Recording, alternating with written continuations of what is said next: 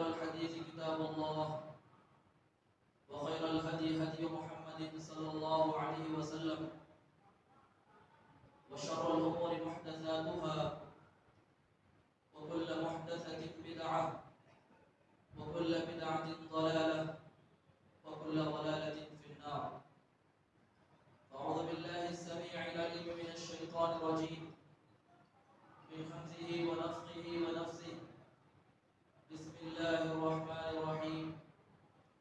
يا أيها الذين آمنوا اتقوا الله حق تقاته ولا تموتن إلا وأنتم مسلمون. يا أيها الناس اتقوا ربكم الذي خلقكم من نفس واحدة وخلق منها زوجها وبث منهما رجالا كثيرا ونساء واتقوا الله الذي تساءلون به والأرحام إن الله كان عليكم رقيبا. يا أيها الذين آمنوا اتقوا الله وقولوا قولا سديدا يصلح لكم أعمالكم ويغفر لكم ذنوبكم ومن يطع الله ورسوله فقد فاز فوزا عظيما.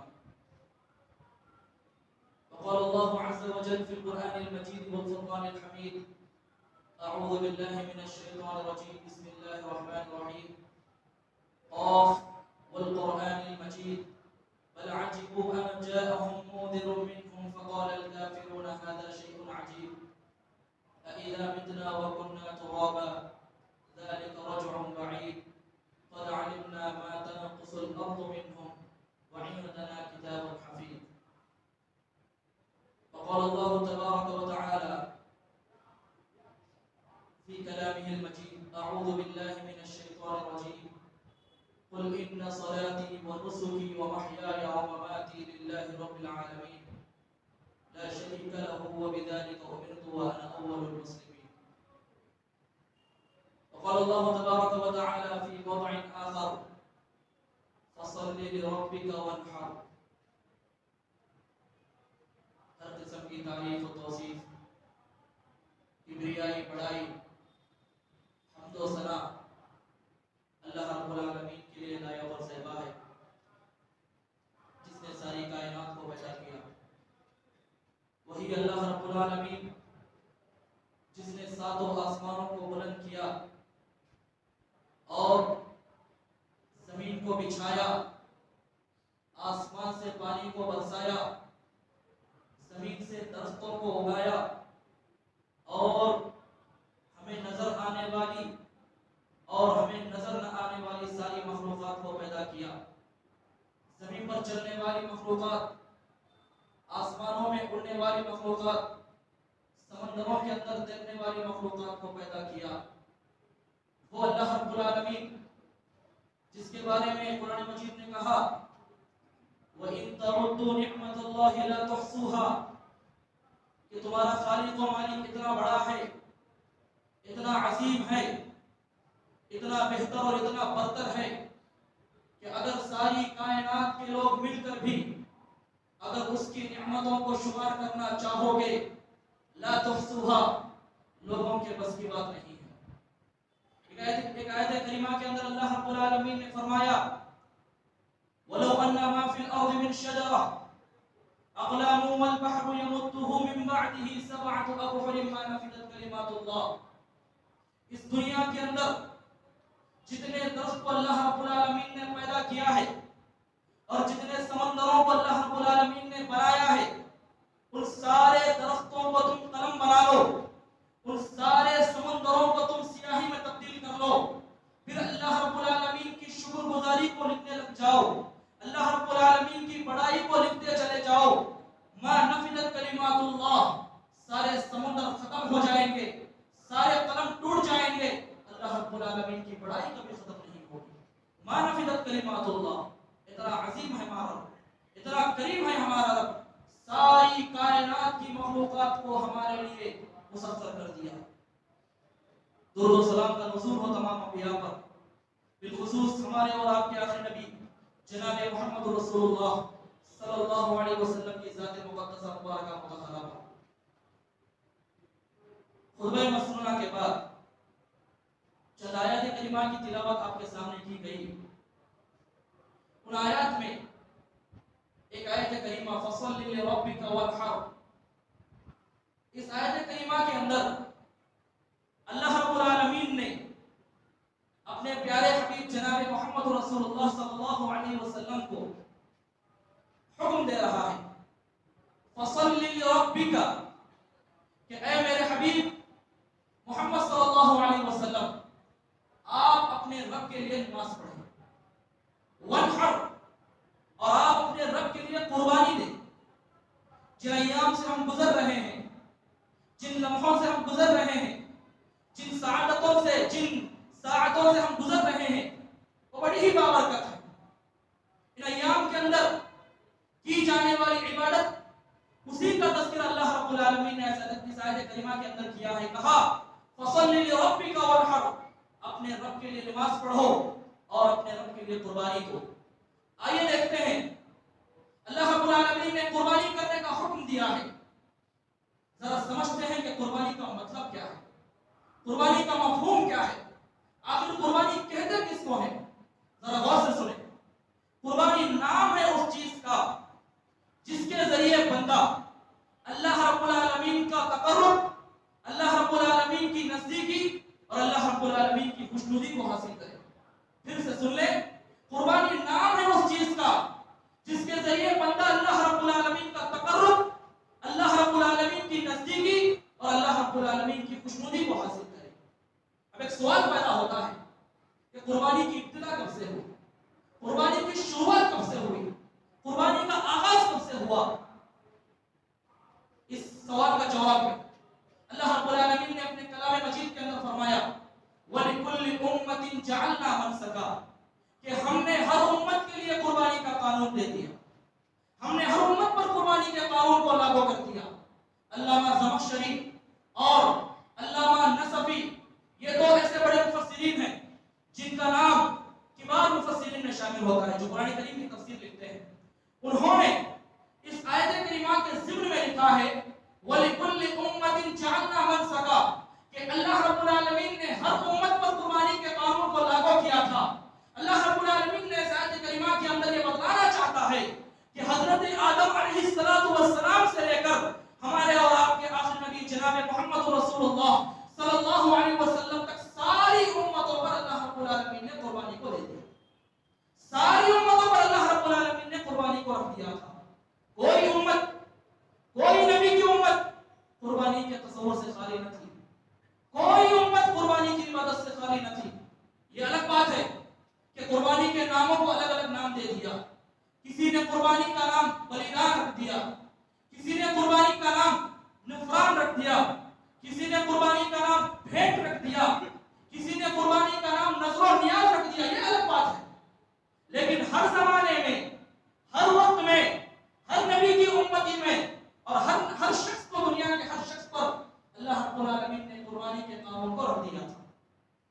اب ایک سوال میں آپ سے کرتا ہوں کہ آخر سب سے پہلے قربانی کس نے کی؟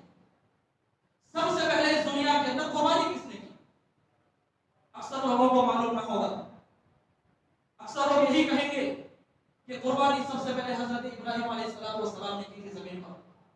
حضرت ابراہیم علیہ السلام نے قربانی کا وہ نمونہ پیش کیا جو رہتی دنیا تک کوئی پیش نہیں کر سکتا۔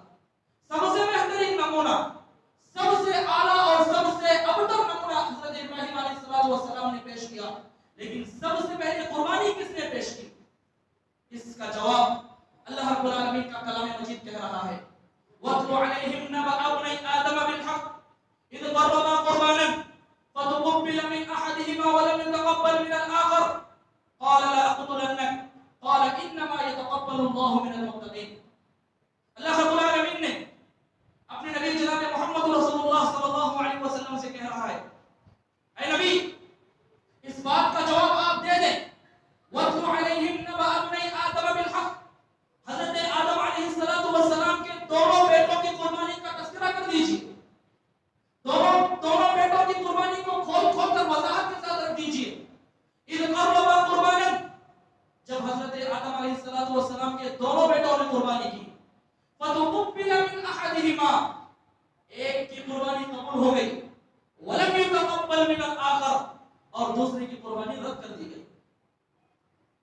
ایک بیٹے کی قربانی قبول ہو گئی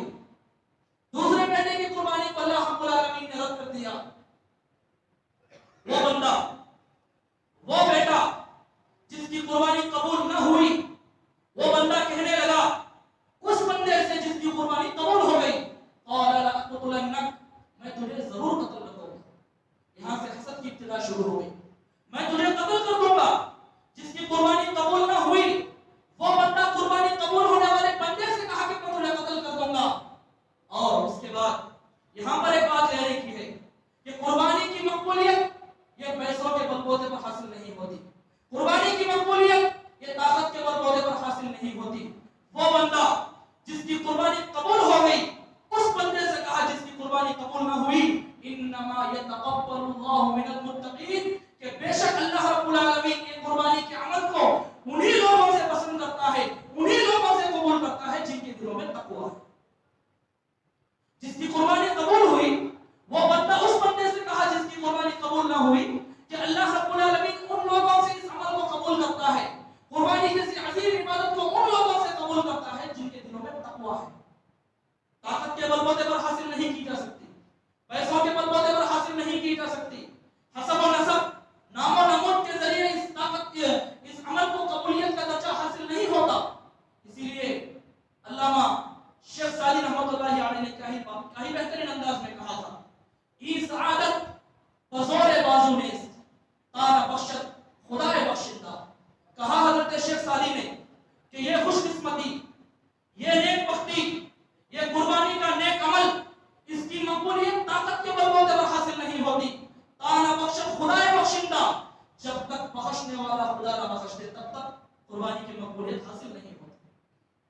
جو لوگ میری بات کو شروع سے سن رہے ہیں ان کے دلوں میں ایک ضروری خیال پیدا ہوگا کہ حضرت آدم علیہ السلام کے بیٹوں کا نام کیا تھا حضرت آدم علیہ السلام کے بیٹوں نے قربانی کیا کی تھی اور انہیں کیسے پتا چلا کہ حضرت آدم علیہ السلام کے ایک بیٹے کی قربانی قبول ہوئی اور دوسرے بیٹے کی قربانی رد کر دی گئی. آئیے حضرت آدم علیہ السلام کے بیٹوں کا نام جہاں تک رہا یہاں پر قرآن مجید نے خاموشی اختیار کری. حضرت آدم علیہ السلام کے بیٹوں کا نام قرآن مجید میں نہیں ہے تورات میں اس کا تذکرہ ملتا ہے. تورات کے اندر جب حضرت آدم علیہ السلام کے بیٹوں کی زندگی کے واقعات جو بیان کیے جاتے ہیں وہاں پر ان کے بیٹوں کا نام ذکر کیا گیا ہے. پہلے بیٹے کا نام ایک بیٹے کا نام حابل تھا اور ایک کا نام قابل تھا. جس کی قربانی قبول ہوئی وہ حابل تھا اور جس کی قربانی قبول نہ ہوئی وہ قابل تھا. آئیے دیکھتے ہیں آخر انہوں نے قربانی کیا چیز کی تھی کس چیز کی انہوں نے قربانی کی تھی. تورات کے اندر اس کا تذکرہ ملتا ہے. آخر اللہ رب العالمین نے ان باتوں کا تذکرہ قرآن مجید میں کیوں نہیں کہا. قرآن کریم ایک معجزہ ہے. قرآن کریم کی بڑی بڑی فضیلتوں میں سب سے بڑی فضیلت یہ ہے کہ اللہ رب العالمین نے قرآن مجید کے اندر وہی باتوں کا ذکر کیا ہے جس سے امت مسلمہ کو فائدہ پہنچے جس سے امت مسلمہ کو عبرت حاصل ہو. اللہ رب العالمین نے انہی باتوں کو قرآن مجید کے اندر ذکر کیا ہے. باقی باتوں کا ذکر تورات میں ملتا ہے. آئیے دیکھتے ہیں کہ حضرت آدم علیہ السلام کے بیٹوں نے کیا قربانی کی تھی. حابل جس کی قربانی قبول ہوئی جس کے دل کے اندر اللہ رب العالمین کا تقوی تھا جس کے دل کے اندر اللہ رب العالمین کا ڈر تھا جس کے دل کے اندر اللہ رب العالمین کی محبت تھی اس بندے کے پاس جانوروں بھیڑوں بکروں کا ایک ریوڑ تھا. بھیڑوں بکریوں اور مختلف قسم کے جانوروں کا ایک ریوڑ تھا اور قابل کے پاس زراعت کیا کرتا تھا زمین کے اندر اناج اگاتا تھا وہ کھیتی باڑی کیا کرتا تھا اور یہ جانوروں کا کاروبار کیا کرتا تھا جانوروں کو پالتا تھا. جانوروں کے ریوڑ اس کے پاس تھے اور جب قربانی کا وقت آیا تو حابل نے اپنے مال میں سے اپنے جانوروں میں سے سب سے بہترین جانور سب سے موٹا تازہ جانور اللہ رب العالمین کے لیے قربان کر دیا. اللہ رب العالمین کی بارگاہ میں قربانی کے لیے پیش کیا. اور دوسرا بندہ قابل جس کی قربانی قبول نہ ہوئی وہ بندہ اپنے مال میں سب سے ردی اور سب سے بیکار چیز کو اللہ رب العالمین کے لیے قربان کیا. سب سے بیکار چیز کو اللہ رب العالمین کے یہاں قربان کیا. یہی وہ چیز ہے جس کے دل کے اندر تقوی ہوتا ہے جس کے دل کے اندر اللہ رب العالمین کی محبت ہوتی ہے وہ بندہ اللہ رب العالمین کے راستے میں وہی چیز دیتا ہے جو اللہ رب العالمین کو پسند ہے. وہ اس کی قیمت نہیں دیکھتا وہ اس کا ہاؤ نہیں دیکھتا وہ ہر چیز کو قربان کرتا ہے جو اللہ رب العالمین کو پسند ہے. یہاں نیک نیتی ثابت ہوئی. یہاں پر نیک نیتی حابل کی نیک نیتی اور قابل کی بدبختی اور بد نیتی یہاں پر ظاہر ہو رہی ہے. آئیے دیکھتے ہیں پتہ کیسے چلا کہ حابل کی قربانی قبول ہوئی اور قابل کی قربانی رد ہو گئی. ایک آیت کریمہ ہے 4ویں پارے میں اللہ رب العالمین نے کہا الذين قالوا ان الله عهد الينا الا نؤمن لرسول حتى ياتينا بقربان تاكله النار. اللہ رب العالمین نے آیت کریمہ کے اندر کہا کہ وہ لوگ کون لوگ پرانے زمانے کے لوگ جو پچھلے انبیاء کی امتی ہیں ان لوگوں نے کہا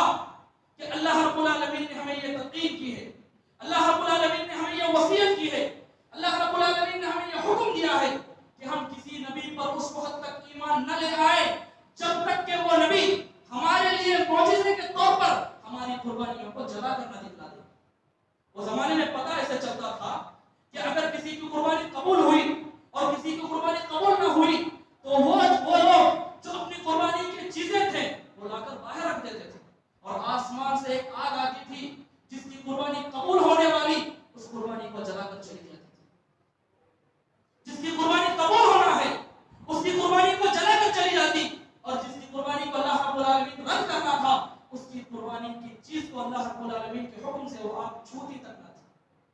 اس سے پتہ چلا اس آیت کریمہ کے اندر تین باتیں پتہ چلی کہ اللہ رب العالمین نے پچھلے نبیوں کی امتی میں جن لوگوں کو اللہ نے پیدا کیا تھا وہ سارے کے سارے اللہ رب العالمین پر ایمان رکھنے والے تھے. وہ سارے کے سارے لوگ اللہ رب العالمین کو خالق اور مالک ماننے والے تھے. دوسری چیز قربانی وہ زمانے سے عبادت کا ایک حصہ ہے. قربانی پرانے زمانے سے عبادت کا ایک حصہ ہے. اور تیسری چیز کہ وہ زمانے کے اندر بھی لوگ انسان ہوا کرتے تھے.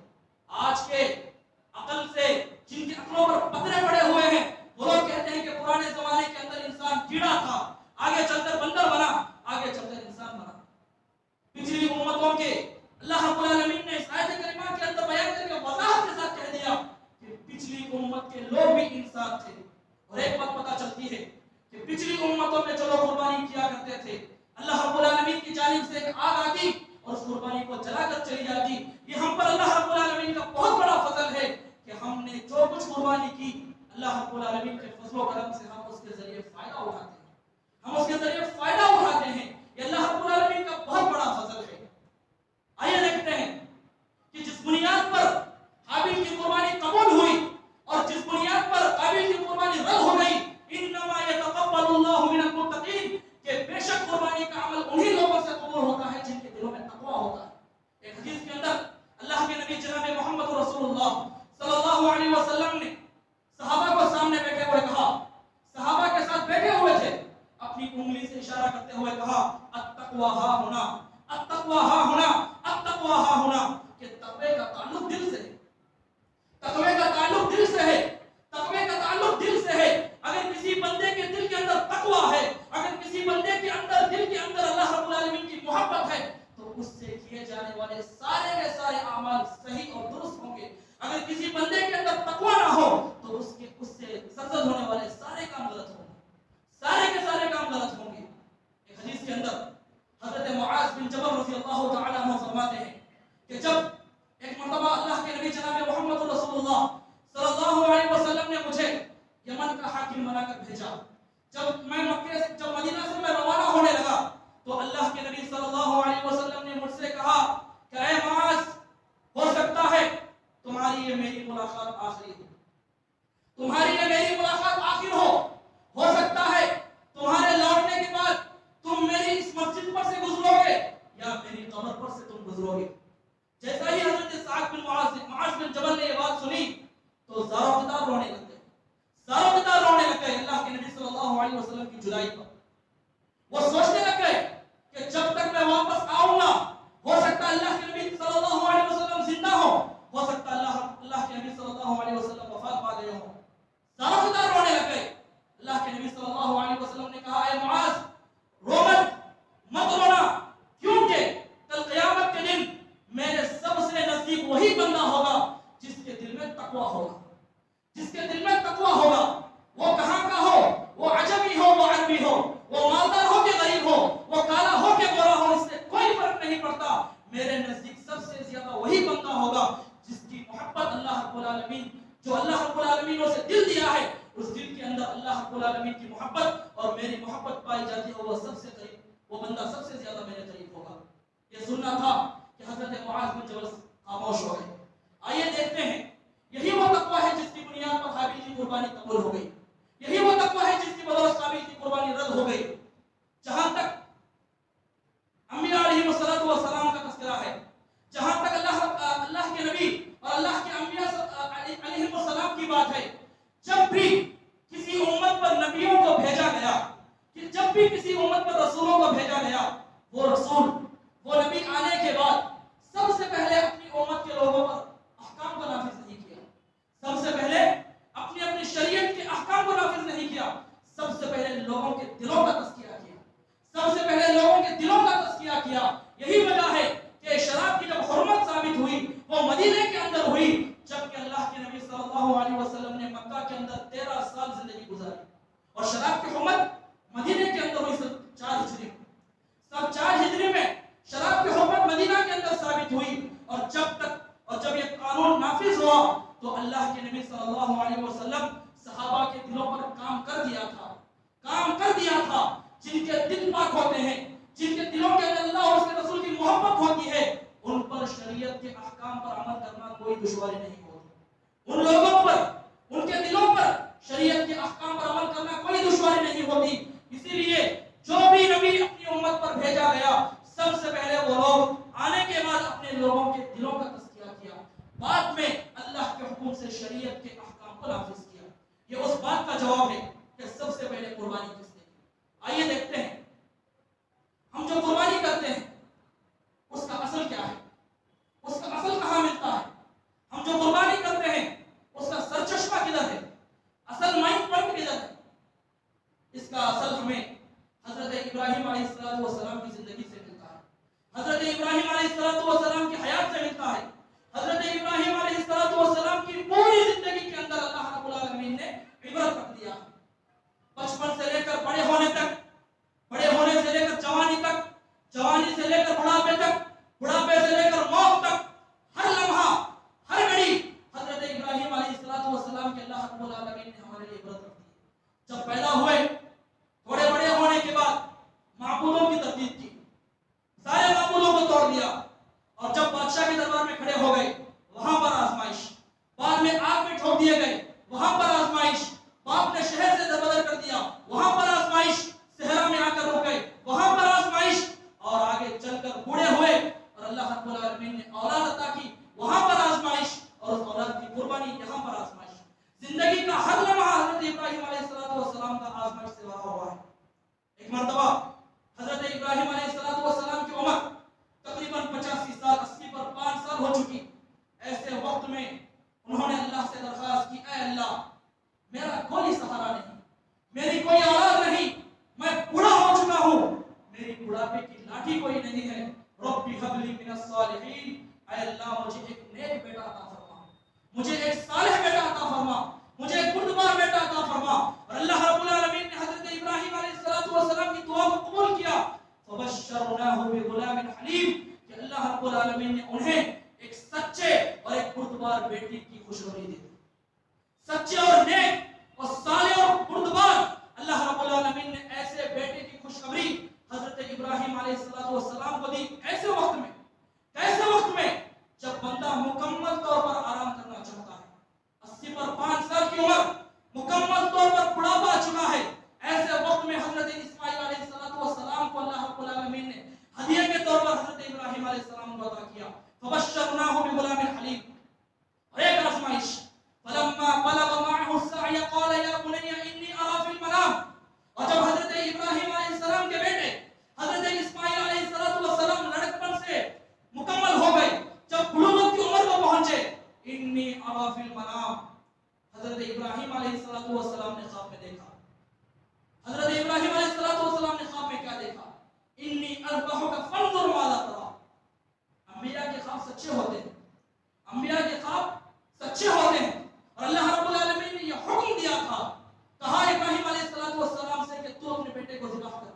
حضرت ابراہیم علیہ السلام سمجھ گئے کہ اللہ رب العالمین مجھے یہ خواب میں دکھلا کر یہ حکم دے رہا ہے کہ وہ امانت جو اللہ رب العالمین نے مجھے دی ہے, کیا ابراہیم علیہ السلام اس امانت کو اللہ کے لیے قربانی کرنے کے لیے تیار ہے یا نہیں. حضرت ابراہیم علیہ السلام سمجھ گئے اور اپنے بیٹے اسماعیل سے کہا, یا بنیا, اے میرے بیٹے, اے میرے پیارے بیٹے, انی ارى فی المنام انی اذبحک فانظر ماذا ترى. یہاں ایک بات غور کرنے کی ہے, غور سے سنیں کہ حضرت ابراہیم علیہ السلام نے اپنے بیٹے اسماعیل علیہ السلام سے جب آ کر مشورہ کیا, کہا بیٹے میں تجھے خواب میں دیکھ رہا ہوں کہ میں تجھے ذبح کر رہا ہوں اللہ کے لیے, تیری کیا رائے ہے, تو اس بات پر کیا کہہ رہا ہے. حضرت ابراہیم علیہ السلام بحیثیت والد اور بحیثیت نبی اور سب سے پہلے بحیثیت والد ہونے کے حضرت اسماعیل علیہ السلام سے یہ مشورہ کیا کہ اے میرے بیٹے بتا کہ تیری کیا رائے ہے.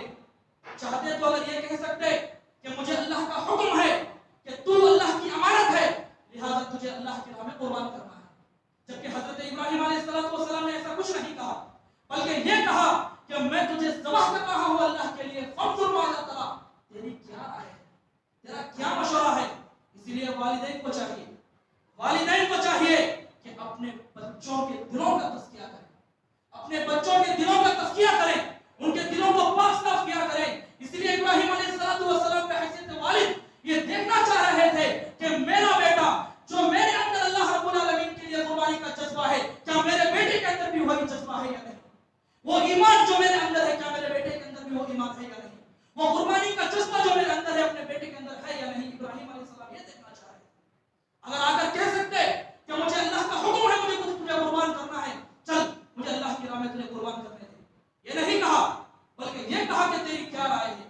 والدین کو چاہیے اپنے بچوں کے دلوں کا تزکیہ کریں۔ جب بچے بڑے ہو جائیں گے، جب ان کے دل پاک رہیں گے، جب ان کے دل اللہ رب العالمین کے تقوی سے بھرے ہوں گے، تو شریعت کا کوئی حکم، کسی حکم پر عمل کرنے کے لیے انہیں کوئی دشواری پیدا نہیں ہوگی، کسی حکم پر عمل کرنے کے لیے انہیں کوئی دشواری کا سامنا نہ کرنا پڑے گا۔ قربان چاہیے حضرت اسماعیل علیہ السلام کی تربیت پر۔ اسی لیے شاعر نے کہیں بہترین انداز میں کہا، یہ فیضان نظر تھا یا کہ مکتب کی کرامت تھی۔ شاعر مشرق علامہ اقبال نے کہا تھا کہ یہ فیضان نظر تھا یا کہ مکتب کی کرامت تھی، سکھائے کس نے اسماعیل کو آداب فرزندی۔ باپ کی زبان سے ابھی حکم صادر نہ ہوا، پہلے ہی جواب دینے لگے، یا ابی افعل ما تؤمر ستجدنی انشاءاللہ من الصابرین۔ اے ابا، قربان ہونے کا جذبہ آپ کے اندر نہیں، بلکہ آپ کے بیٹے اسماعیل کے اندر بھی وہی جذبہ ہے جو آپ کے اندر ہے، جو آپ کے اندر قربانی کا جذبہ ہے، میرے اندر بھی وہی جذبہ ہے۔ اس لیے کہتے ہیں کہ سب سے پہلے اپنی اولاد کے دلوں کا تزکیہ کریں۔ حضرت اسماعیل علیہ السلام قربانی کے لیے تیار ہو گئے، اور جب قربان گاہ پر لے کر آیا گیا، اللہ رب العالمین نے کہا، یا ابراہیم قد صدقت الرؤیا، مجھے اسماعیل کے خون کی ضرورت نہیں، مجھے تیرے بیٹے کی قربانی کی ضرورت نہیں، میں تو تمہیں دیکھنا چاہتا تھا کہ تم اس امتحان میں کامیاب ہوتے ہو یا نہیں، کیا تم نے اپنے بیٹے کی تربیت صحیح طور پر کی ہے یا نہیں؟ اللہ رب العالمین یہ دیکھنا چاہتا ہے۔ کیا تمہارے دل کے اندر وہ تمنا جو تم نے 85 سال کے اندر اللہ رب العالمین سے مانگی تھی، جب تمہاری عمر 95 ہو گئی، کیا تم ایسے بڑھاپے کی عمر میں اپنی اولاد کو قربان کرنے کے لیے تیار ہو یا نہیں؟ اللہ رب العالمین یہ دیکھنا چاہتا تھا، ان کے تقوی کو دیکھنا چاہتا تھا، ان کی قربانی کے جذبے کو دیکھنا چاہتا تھا۔ قربان چاہیے باپ بیٹے پر۔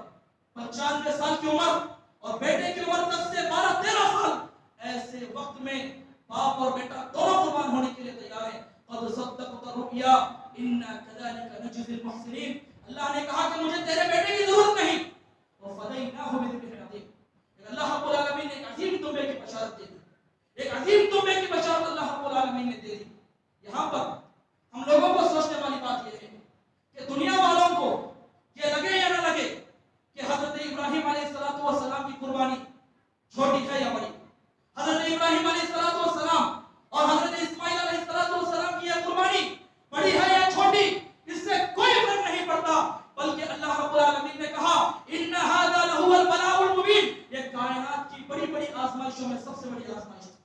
تو اللہ رب العالمین نے اپنے کلام مجید کے اندر کہا ان ھذا لہو البلاء المبین، اسی وجہ سے اللہ رب العالمین نے آج ہم جو قربانی کر رہے ہیں، اس قربانی کا سر چشمہ حضرت ابراہیم علیہ السلام کی قربانی سے جوڑ دیا۔ ہماری جو قربانی ہے، آج ہم جو عید الاضحیٰ کے موقع پر قربانی کرتے ہیں، اس قربانی کا اصل حضرت ابراہیم علیہ السلام کی قربانی سے اللہ رب العالمین نے جوڑ دیا۔ ان کا تقویٰ، ان کا خوف، اللہ رب العالمین سے محبت اتنی بھری ہوئی تھی ان کے دل میں کہ اللہ رب العالمین نے انہیں جو تحفہ اللہ رب العالمین نے دیا تھا وہ قربان کرنے کے لیے کہا، اور حضرت ابراہیم اور حضرت اسماعیل قربان ہونے کے لیے تیار ہو گئے۔ اس واقعے سے ہمیں ایک بات لینی ہے کہ والدین کو چاہیے کہ اپنے بچوں کے دلوں کا تزکیہ کریں، اپنے بچوں کو بچپن سے ہی شریعت کے احکام کا پابند بنائیں۔ جب وہ بڑے ہو جائیں گے، جب وہ بالغ ہو جائیں گے، جب وہ نوجوان ہو جائیں گے، وہ والدین کی نافرمانی نہیں کریں گے، وہ والدین کی نافرمانی نہیں کریں گے، شریعت کا کوئی حکم انہیں مشکل نہ لگے گا۔ ضرورت اس بات کی ہے کہ ہمیں حضرت ابراہیم علیہ السلام کی زندگی سے جو لینا ہے وہ سب سے پہلے یہی کہ بچوں کو بچپن سے دلوں کا تزکیہ کرنا چاہیے۔ یہ وہ جواب ہے کہ قربانی کا سر چشمہ کہاں پر ہے، کہ ہم جو قربانی کر رہے ہیں اس کا اصل حضرت ابراہیم علیہ السلام کی زندگی سے ملتا ہے۔ آئیے دیکھتے ہیں، ایک مسئلے پر نظر دوڑاتے ہیں۔ ایک مسئلہ ہے، اگر وہ مسئلہ ہماری زندگی میں نہ ہو، اگر وہ مسئلہ ہمارے ہر ایک عمل کے اندر نہ ہو، تو ہمارے سے ہونے والی تمام عبادات بیکار ہیں، تمام کی تمام عبادات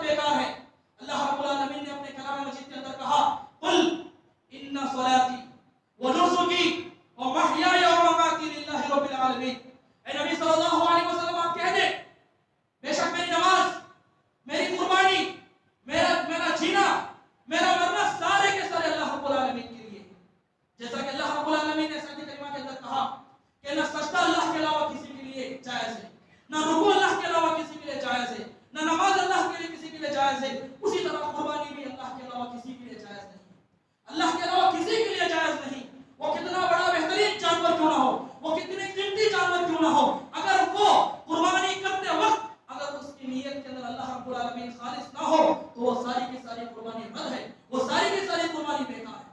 یہ اہم مسئلہ ہے۔ قربانی کرتے وقت ہمارے دل میں یہ ہونا چاہیے کہ یہ قربانی صرف اور صرف اللہ کے لیے ہے، صرف اور صرف اللہ کی خوشنودی کے لیے ہے۔ یہ تقویٰ ہمارے دل کے اندر ہونا چاہیے۔ آئیے دیکھتے ہیں ایک آیت کریمہ کے اندر اللہ رب العالمین نے کہا لن ينال الله لحومها ولا دماؤها ولكن يناله التقوى منكم۔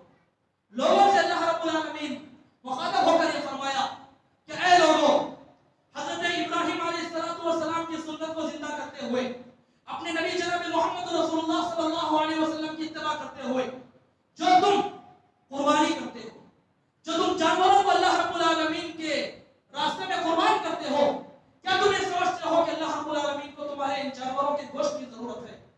کیا تم یہ سمجھتے ہو کہ اللہ رب العالمین کو تمہارے ان جانوروں کے خون کی ضرورت ہے؟ لن ينال الله لحومها، سن لو، اللہ رب العالمین کو تمہارے ان جانوروں کے گوشت کی کوئی ضرورت نہیں، ولا دماؤها، نہ ان جانوروں کے خون کی ضرورت ہے، ولكن يناله التقوى، جبکہ اللہ رب العالمین تو تمہارے تقوی کو دیکھنا چاہتا ہے۔ تمہارے گوشت کی کوئی ضرورت نہیں، تمہارے جانوروں کے خون کی کوئی ضرورت نہیں، بلکہ اللہ رب العالمین تو تمہارے تقوی کو دیکھنا چاہتا ہے۔ اگر تقوی صحیح ہو، اگر تقوی مکمل طور پر اللہ کے لیے کیا گیا ہو، اگر مکمل طور پر اللہ رب العالمین کی محبت دل میں ہو، تو انسان سے سرزد ہونے والے تمام اعمال صحیح ہوں گے، درست ہوں گے۔ اگر تقوی اللہ رب العالمین کا دل میں نہ ہو تو انسان سے سرزد ہونے والے تمام کام غلط اور بے بنیاد ہوں گے۔ تقوی کا ایک فائدہ اللہ رب العالمین نے اپنے کلام مجید کے اندر فرمایا، بہت بڑا فائدہ اللہ رب العالمین نے کہا وَإِن مِّنكُمْ إِلَّا وَارِدُهَا، جب قیامت قائم ہو جائے گی، جب جنتی اور جہنمیوں کا فیصلہ کر دیا جائے گا، تو ایک بہت بڑی آزمائش سارے لوگوں پر آنے والی ہے، سارے لوگوں پر ایک بہت بڑی آزمائش آنے والی ہے، اور وہ پل صراط کی آزمائش ہے۔ وَإِن مِّنكُمْ إِلَّا وَارِدُهَا كَانَ عَلَى رَبِّكَ حَتْمًا مَقْضِيًّا، کہ تمہارے رب العالمین کا یہ حتمی فیصلہ ہے کہ تم میں سے ہر ایک کو پل صراط پر ہو کر گزرنا ہے۔ چند لوگ پار ہو جائیں گے، چند لوگ گر جائیں گے، چند لوگ اللہ رب العالمین کے فضل سے کامیاب ہو جائیں گے، اور اللہ رب العالمین نے کامیاب لوگوں کی صفت بیان کی وَإِن مِّنكُمْ إِلَّا وَارِدُهَا كَانَ عَلَى رَبِّكَ حَتْمًا مَقْضِيًّا ثُمَّ نُنَجِّي الَّذِينَ اتَّقَوْا، جن کے دلوں میں اللہ رب العالمین کا تقویٰ ہو، جن کے دلوں میں اللہ رب العالمین کا ڈر ہو، جن کے دلوں میں اللہ رب العالمین کی محبت ہو، ایسے لوگوں کو اللہ رب العالمین کا قیامت کے دن سب سے بڑی آزمائش سے بچا لے گا، سب سے بڑی آزمائش سے بچا لے گا۔ شرط ہے کہ اپنے دلوں کے اندر تقوی کو پیدا کریں، شرط ہے کہ اپنے دل کے اندر اللہ رب العالمین کی محبت کو پیدا کریں، شرط ہے کہ اپنے دل کو اللہ رب العالمین کے خوف سے ہمیشہ ڈھانپ کر رکھیں، کیونکہ اللہ رب العالمین کا ڈر جب دل میں ہوتا ہے تو انسان تمام اعمال صحیح اور درست کرتا ہے، جب دل میں تقوی نہ ہو تو انسان سے کیے جانے والے تمام اعمال بے بنیاد ہو جائیں گے۔ اللہ رب العالمین سے دعا ہے کہ اللہ رب العالمین ہمیں جن ایام سے ہم گزر رہے ہیں ان ایام کے اندر کی جانے والی عبادت قربانی، اللہ رب العالمین ہماری تمام قربانیوں کو قبول کرے، اللہ رب العالمین ہماری عبادتوں کو قبول کرے، اللہ رب العالمین ہمیں جو پریشان ہے اللہ رب العالمین کی پریشانی کو دور کرے۔ اے اللہ، جو ہم میں سے گزر چکے ہیں اللہ رب العالمین انہیں کروڑ کروڑ جنت نصیب فرما، جو ہم میں سے بے نمازی ہیں اللہ رب العالمین انہیں نمازی بنا، ہم میں سے جو پریشان حال ہیں اللہ تعالیٰ ان کی پریشانی کو دور کر دے۔